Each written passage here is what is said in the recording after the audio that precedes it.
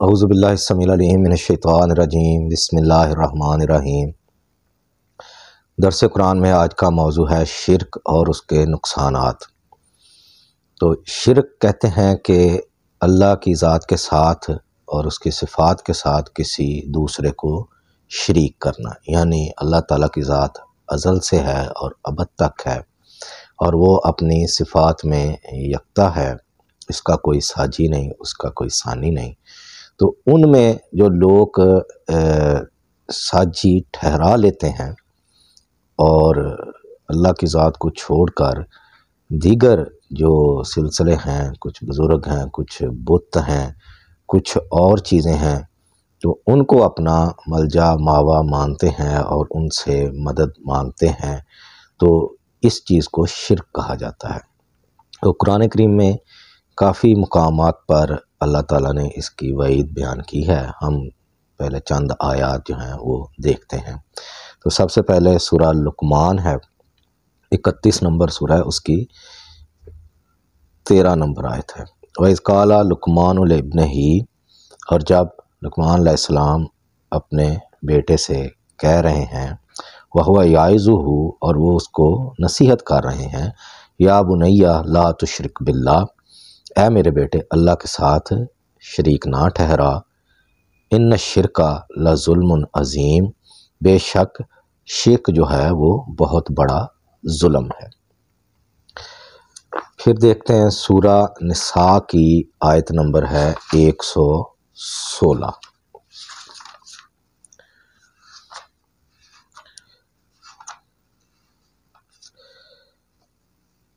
اس میں اللہ فرماتے ہیں، ان اللہ لا یغفر ان یشرک بہ ویغفر ما دون ذلک لمن یشاء، کہ بے شک اللہ ہرگز شرک کو معاف نہیں کرے گا اور اس کے علاوہ جس کے لیے چاہے وہ دیگر جو گناہ ہیں وہ بخش دے گا۔ ومن یشرک باللہ، اور جس نے اللہ کا شریک ٹھہرایا، فقد ضل ضلالا بعیدا، تو وہ بہت دور کی گمراہی میں جا پڑا۔ پھر سورہ مائدہ ہے، اس کی آیت نمبر 72 ہے۔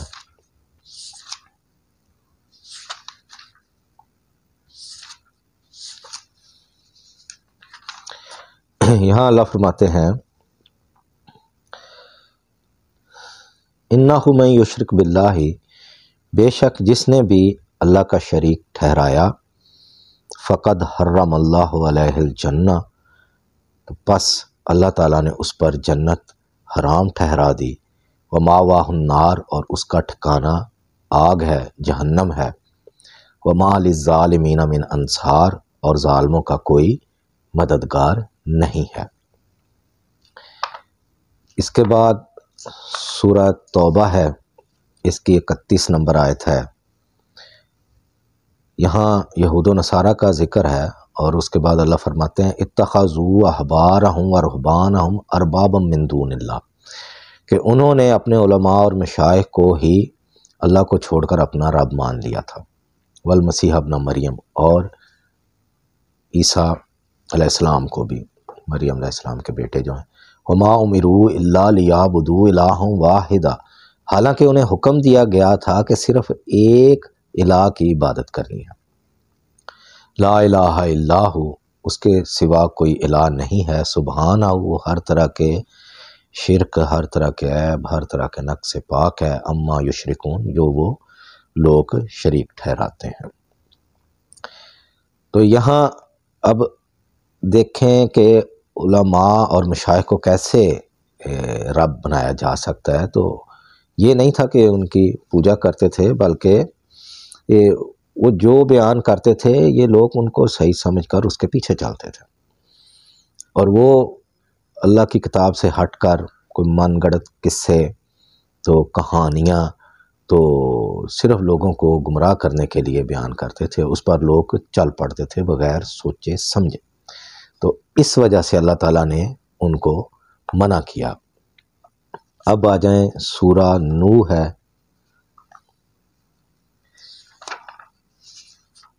اکہتر نمبر، اس کی آیت نمبر 23 ہے۔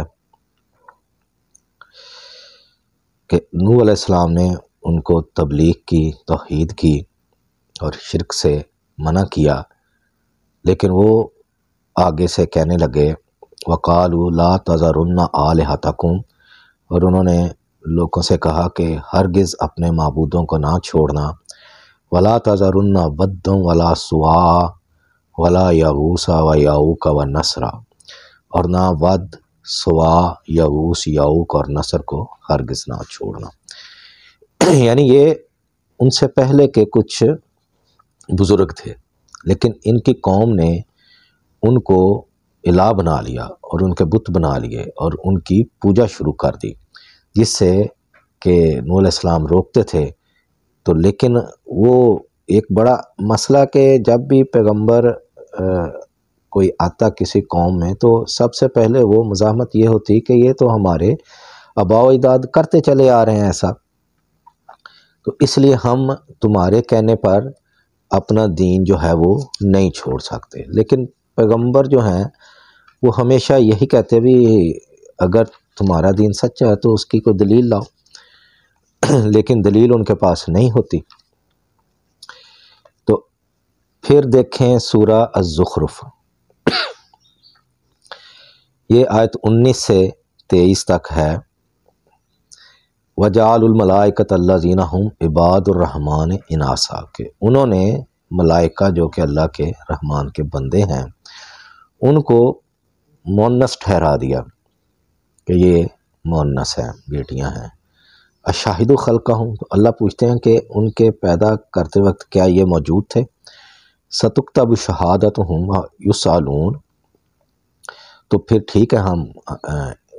ضرور ان کی جو ہے گواہی لکھ لیتے ہیں اور پھر ان سے پوچھیں گے۔ وقالو، اور وہ کہتے ہیں لوگ لو شاء الرحمن ما عبدناہم، اگر اللہ چاہتا تو ہم ان کو نہ پوچھتے۔ ما لہم بذالک من علم، تو انہیں کوئی علم نہیں ہے، انہم الا یخرصون، یہ صرف اٹکلیں دوڑا رہے ہیں، یعنی وہ اللہ پر ہی ڈال کہ جو کچھ کر رہا ہے اللہ ہی کر رہا ہے، تو اگر اللہ چاہتا تو ہم ان کو نہ پوچھتے۔ ام آتیناہم کتابا من قبل ہی، کیا اس کتاب سے پہلے کوئی کتاب ہے ان کے پاس؟ فہم بہ مستمسکون، جہاں سے وہ کوئی دلیل لاتے ہیں۔ بل قالو، بلکہ نہیں، کوئی دلیل نہیں، نہ عقل کی، نہ شعور کی، نہ ہی کسی کتاب کی، بلکہ وہ کیا کہتے ہیں انا وجدنا آباءنا علی امۃ، کہ ہم نے اپنے باپ دادا کو ایک راستے پر چلتے پایا، وَإِنَّا عَلَىٰ آثَارِهِمْ مُهْتَدُونَ، اور ہم ان کے پیچھے ہی چلتے جائیں گے۔ وَكَذَلِكَ مَا أَرْسَلْنَا مِن قَبْلِكَ فِي قَرْيَةٍ مِّن نَذِيرٍ، اور اسی طرح سے کسی بھی بستی میں ہم نے کوئی ڈرانے والا بھیجا، الا قال مترفوها، تو جہاں کے خوشحال لوگ تھے انہوں نے کہا انا وجدنا آباءنا علی امۃ، کہ ہم نے اپنے آباء و اجداد کو ایک راستے پر چلتے پایا ہے، وَإِنَّا عَلَىٰ آثَارِهِمْ مُقْتَدُونَ، اور ہم ان کے پیچھے ہی چلتے ہیں۔ اس پر پیغمبر نے ان کو کیا جواب دیا صلی اللہ علیہ وسلم؟ قَالَ أَوَلَوْ جِئْتُكُمْ بِأَحْدَىٰ مِمَّا وَجَدتُّمْ عَلَيْهِ آبَاءَكُمْ، کہ جس رستے پر تمہارے آباء و اجداد تھے اگر اس سے بڑھ کر کہیں سیدھا ہدایت دینے والا دین میں تمہیں دوں تو کیا یہ اچھا نہیں؟ قالوا انا بما ارسلتم بہ کافرون، تو انہوں نے سیدھا سا جواب دیا کہ جو تم لے کے آئے ہو ہم اس کو نہیں مانتے۔ تو پیغمبر علیہ السلام ان سب کی یہی کوشش تھی کہ دنیا کے لوگ شرک نہ کریں اور آخرت کے عذاب سے کسی طرح بچ جائیں، لیکن شیطان اپنی چالیں چلتا جاتا ہے، وہ ان کو کچھ نہ کچھ سجھاتا ہے، اس پر وہ پھر چلتے جاتے ہیں اور نئے نئے خرافات اور بدعات وہ عام ہوتے جاتے ہیں، لوگ ان پر عمل کرے جاتے ہیں، لیکن وہ ان کو صحیح سمجھتے ہیں، حالانکہ وہ ٹھیک نہیں ہے، کیونکہ صحیح کی دلیل قرآن سے یا نبی کریم علیہ السلام کی زندگی، صحابہ کبار رضی اللہ عنہم کی زندگی سے دینا ضروری ہے۔ اب دیکھیں سورہ انعام، اس کی آیت نمبر ہے 88۔ پہلے ایک لسٹ ہے، کافی پیغمبر علیہ السلام کا ذکر ہے، اس کے بعد اللہ فرماتے ہیں کہ ان سب کو ہدایت دی اور اللہ ہدایت دیتا ہے۔ وَلَوْ أَشْرَكُوا، اور اگر وہ شرک کرتے، لَحَبِطَ عَنْهُمْ مَا كَانُوا يَعْمَلُونَ، تو جو بھی وہ عمل کرتے وہ سب کا سب ہم ضائع کر دیتے، یعنی ان کے اعمال ہی ضائع ہو جاتے۔ تو اس قدر بڑا جرم ہے یہ شرک، یعنی کہ اللہ کی صفات میں کسی اور کو شریک کر دینا۔ لیکن لوگ کچھ نہیں سنتے، کچھ نہیں سوچتے کہ اللہ تعالیٰ نے جو ان کو عقل شعور دی ہے تو اس کے مطابق وہ کچھ فیصلہ کریں، کوئی دلیل ڈھونڈیں، کوئی قرآن پڑھیں، لیکن نہیں، جو کچھ چلا آ رہا ہے، جو کچھ کتابوں میں لکھا ہے، جو کچھ علماء بیان کر رہے ہیں، اس کے اوپر وہ آنکھیں بند کر کے چلے جا رہے ہیں۔ اب دیکھیے سورہ زمر، اس کی آیت نمبر ہے 65۔ اس میں بھی اللہ نے فرما دیا وَلَقَدْ أُوحِيَ إِلَيْكَ وَإِلَى الَّذِينَ مِن قَبْلِكَ، اور ہم نے اے پیغمبر صلی اللہ علیہ وسلم تیری طرف بھی وحی کر دی اور تجھ سے پہلے بھی ہم یہی وحی کر چکے ہیں، لَإِنْ أَشْرَكْتَ، اگر تم نے شرک کیا، لَيَحْبَطَنَّ عَمَلُكَ، تو تمہارے اعمال ضائع ہو جائیں گے، وَلَا تَكُونَنَّ مِنَ الْخَاسِرِينَ، تو تم خسارہ پانے والوں میں ہو جاؤ گے، بَلِ اللَّهَ فَاعْبُدْ، بلکہ صرف اللہ کی عبادت کرو، وَقُم مِّنَ الشَّاكِرِينَ، اور اسی کے ہی شکر گزار ہو جاؤ۔ تو یعنی عبادت یا اللہ کو واحد الہ ماننا یہ ہے کہ آپ اس کی تعلیمات جو اس نے دی ہیں قرآن کریم کی صورت میں ان پر عمل کریں، ٹھیک ہے، اور یہ نہیں ہے کہ آپ اگر نماز میں سجدہ یا رکوع اللہ کو کرتے ہیں لیکن آپ دیگر دیکھیں اپنی ضروریات کے لیے دوسرے لوگوں کو پکارتے ہیں، وہ بت ہوں، وہ دیگر ہستیاں ہوں، ٹھیک ہے نا۔ بہت سے ہمارے لوگ وہ درباروں یا مزاروں پہ جاتے ہیں، کس لیے؟ اپنی حاجات جو ہے وہ پوری کرنے کے لیے، منتیں ماننے کے لیے، نظریں دینے کے لیے۔ تو یہ سارے شرک کے اعمال ہیں کہ جب آپ کی کوئی بھی ضرورت ہے، اللہ تعالیٰ نے کہا کہ وہ آپ کی شہ رگ سے قریب ہے، وہ آپ کا سنتا ہے، جانتا ہے، آپ کے دل کے حال جانتا ہے، تو آپ اس کو پکاریں۔ اللہ نے کہا مجھ سے دعا مانگو، میں تمہاری دعا قبول کرتا ہوں۔ تو جو بھی آپ کی حاجتیں ہیں تو اللہ ہی اس لائق ہے کہ اس سے مانگا جائے۔ لیکن لوگوں نے بہت سے راستے بنائے ہوئے ہیں، کوئی ہزاروں سال یا سینکڑوں سال پرانے بزرگ ہیں، ان کو پکارا جاتا ہے، ان سے مدد مانگی جاتی ہے۔ اسی طرح دربار ہیں، مزار ہیں، لوگ وہاں جاتے ہیں، میلے ٹھیلے ہیں، ان میں بہت سی خرافات ہیں اور بہت سے مطلب کہ شرکیہ اعمال اور فحاشی کے کام ہوتے ہیں، لیکن ان کو لوگ برا نہیں سمجھتے، ہاں ادھر اپنی مرادیں ماننے کے لیے وہ جاتے ہیں۔ تو یہ سارا شرک کے کام ہے اور اسی کے بارے میں سارا قرآن بھرا ہوا ہے، اللہ تعالیٰ نے اس سے منع فرمایا ہے۔ پھر ہم دیکھتے ہیں سورہ فرقان، اس کی آیت نمبر ہے 17 اور 18۔ یہاں اللہ فرماتے ہیں وَيَوْمَ يَحْشُرُهُمْ وَمَا يَعْبُدُونَ مِن دُونِ اللَّهِ، اب قیامت کے دن اللہ ان سب کو اکٹھا کرے گا اور ان کو بھی جن کو یہ پکارا کرتے تھے، جن کی عبادت کیا کرتے تھے، فَيَقُولُ، پھر ان سے جن کو پکارا جاتا تھا ان سے پوچھے گا اللہ أَأَنْتُمْ أَضْلَلْتُمْ عِبَادِي هَؤُلَاءِ، کیا تم نے میرے ان بندوں کو گمراہ کیا، أَمْ هُمْ ضَلُّوا السَّبِيلَ، یا یہ خود ہی راستہ بھول گئے، قالوا، اب وہ جو ہے لوگ جن کو یہ دنیا جن کو پکارتی ہے وہ کہیں گے سبحانک، تیری ذات برتر ہے، اللہ ہے، پاک ہے، ما کان ینبغی لنا، ہم تو ہمارے شایان شان ہی نہ تھا، اس لائق ہی نہیں تھا، ان نتخذ من دونک من اولیاء، کہ تیرے سوا تجھ کو چھوڑ کر کوئی اور دوست بناتے، کوئی اور ولی بناتے، ولکن متعتہم وآباءہم، لیکن اے اللہ تو نے ان لوگوں کو فائدہ دیا، ان کے آباء و اجداد کو بہت سہولیات دی، حتی نسوا الذکر، یہاں تک کہ یہ نصیحت بھول گئے، وکانوا قوما بورا، اور یہ ہلاک ہونے والے لوگ تھے۔ تو یہ دیکھیں ہم مختلف آیات قرآنیہ وہ کیسے وضاحت کر رہی ہیں کہ جن کو یہ پکارتے ہیں وہ کہہ دیں کہ بھئی اللہ ہم نے تو انہیں نہیں کہا تھا، تو یہ خود ہی اب ہماری نام لیوا بن گئے ہیں، ہمارے نام پہ انہوں نے مانگنا شروع کر دیا ہے، تو اس میں ان لوگوں کا کوئی پکڑ نہیں ہے، انہوں نے اپنے آپ کو بری ذمہ قرار دے دیا ہے۔ پھر آپ یہ دیکھیں کہ شرک میں جو نقصان ہوتے ہیں کہ انسان کی عقل معاف ہو جاتی ہے، سوچنے سمجھنے کی قوت اللہ تعالیٰ چھین لیتے ہیں، غور فکر کی قوت چھین لیتے ہیں، ٹھیک ہے، اور گمراہی کے راستے کھلتے جاتے ہیں، اور آپ دیکھتے ہیں کہ نت نئے ذرائع اور وہ رسوم، وہ رواج، وہ ایسے ایسے اعمال نئے کے نئے تخلیق ہوتے جا رہے ہیں، آتے جا رہے ہیں، جو کبھی تھے ہی نہیں۔ اور جب ان سے کہا جاتا بھی کوئی دلیل دو قرآن سے، نبی کرم صلی اللہ علیہ وسلم کی زندگی سے، صحابہ کبار رضی اللہ عنہم کی زندگی سے، اولیاء کرام کی زندگی سے کوئی دلیل دو، تو کوئی دلیل نہیں ہے، لیکن وہ بڑھتے چلے جا رہے ہیں اس میں۔ تو اس میں سب سے بڑا جو نقصان ہے شرک کا کہ وہ عقل سوچنا بند کر دیتی ہے، مفقود ہو جاتی ہے۔ اس پر اللہ تعالیٰ فرماتے ہیں سورہ جاسیہ میں، آیت نمبر 23 ہے، افرأیت من اتخذ الہہ ہواہ، کیا تو نے ایسے شخص کو دیکھا جس نے اپنے خواہشات کو ہی اپنا الہ بنا لیا، یعنی جو دل کرتا ہے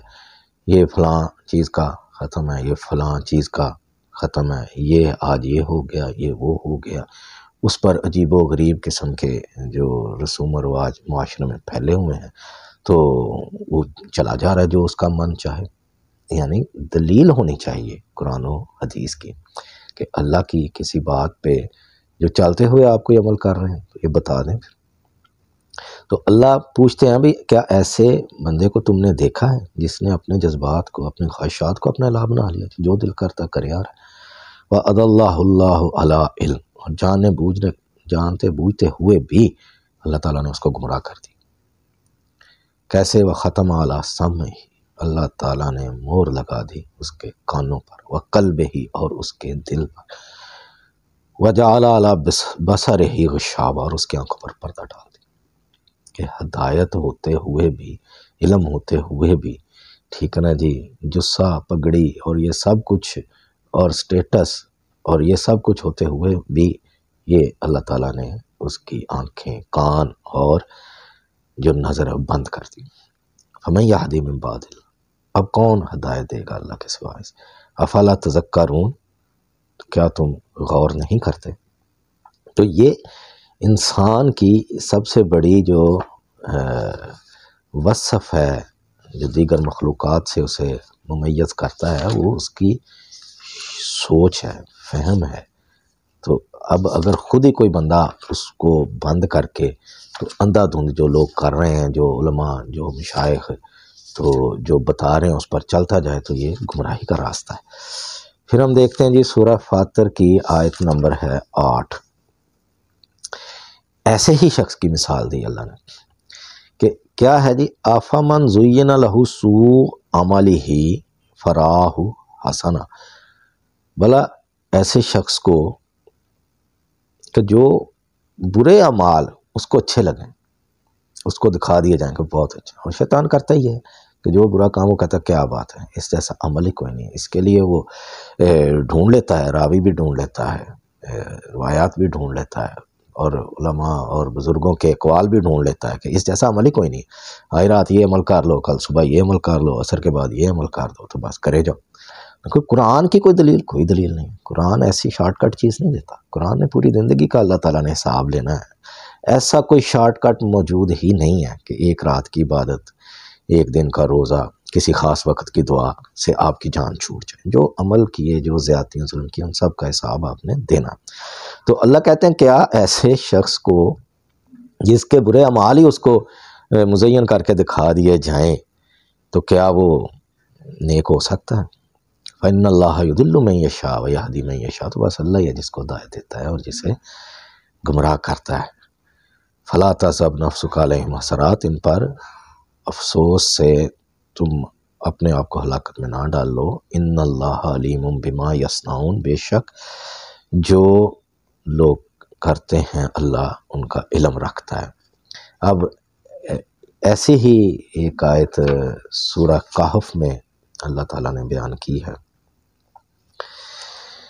103 اور 104 نمبر آیت ہے سورہ کہف کی۔ قُلْ هَلْ نُنَبِّئُكُم بِالْأَخْسَرِينَ أَعْمَالًا، کیا تمہیں ہم بتائیں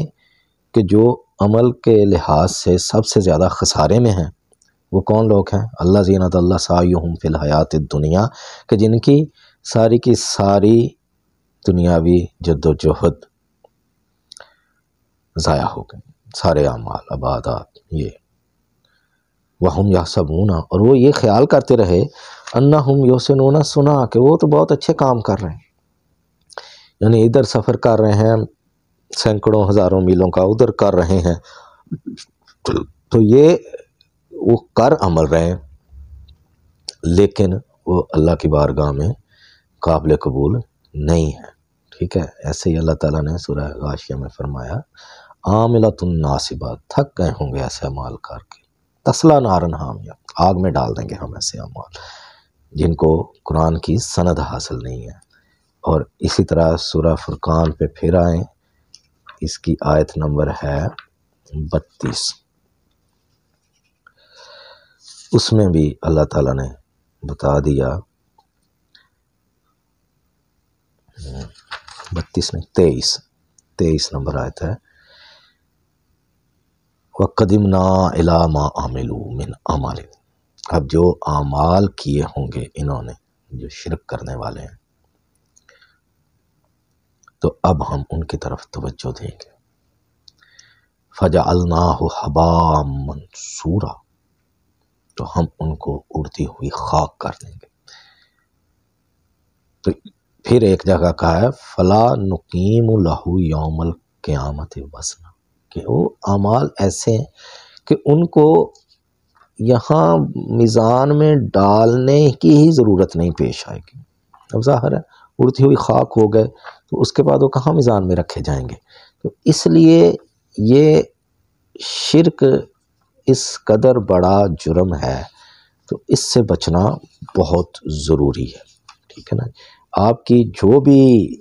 خواہشات ہیں، جو بھی حاجات ہیں، جو بھی مسائل ہیں، صرف اللہ کے آگے پیش کیے جا سکتے ہیں، اللہ کوئی نہ کوئی حل نکال دیتا ہے، تو اور اللہ کے سوا آپ نے کسی اور کو نہیں پکارنا، کسی اور کا نام نہیں لینا، کیونکہ جتنے بھی بزرگ ہیں وہ اللہ نے ان کو ایک وقت میں پیدا کیا اور اللہ تعالیٰ نے ان کو ایک وقت میں فوت کر دیا، اور انہوں نے خود اپنا حساب دینا ہے، اور جن لوگوں نے خود اپنا حساب دینا ہے دنیا کی زندگی کا، تو وہ کسی کے کس کام آ سکتے ہیں؟ کوئی بھی، اللہ تعالیٰ نے کہا ہے کہ نفس اس دن کوئی کسی اور کے کام نہیں آئے گا، اور نہ ہی کوئی بوجھ اٹھانے والا کسی دوسرے کا بوجھ اٹھائے گا، تو اس لیے کسی ایسے بت، مزار، ایسی ہستی، کوئی پرانے بزرگ، پیغمبر، کوئی کسی کا بھی نام نہیں لینا چاہیے۔ ہاں اللہ تعالیٰ نے سورہ جن کی آیت نمبر 18 میں بھی کہہ دیا ان المساجد للہ، مسجدیں صرف اللہ تعالیٰ کے لیے خاص ہیں، فلا تدعوا مع اللہ احدا، کہ اللہ کے ساتھ کسی اور کو مت پکارو، اور پھر کہہ دیا اس کے ساتھ ہی آیت 20 ہے آگے، کل ان سے کہہ دو انما ادعو ربی، پیغمبر کی زبان سے اللہ تعالیٰ کہلوا رہا ہے انما ادعو ربی، میں صرف اپنے رب کو پکارتا ہوں، ولا اشرک بہ احدا، اور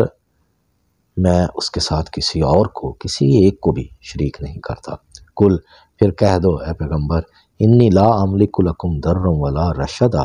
کہ میں تمہارے حق میں نفع اور نقصان کا اختیار ہی نہیں رکھتا، پیغمبر بھی کسی کے کام نہیں آئیں گے۔ کل انی لن یجیرنی من اللہ احد،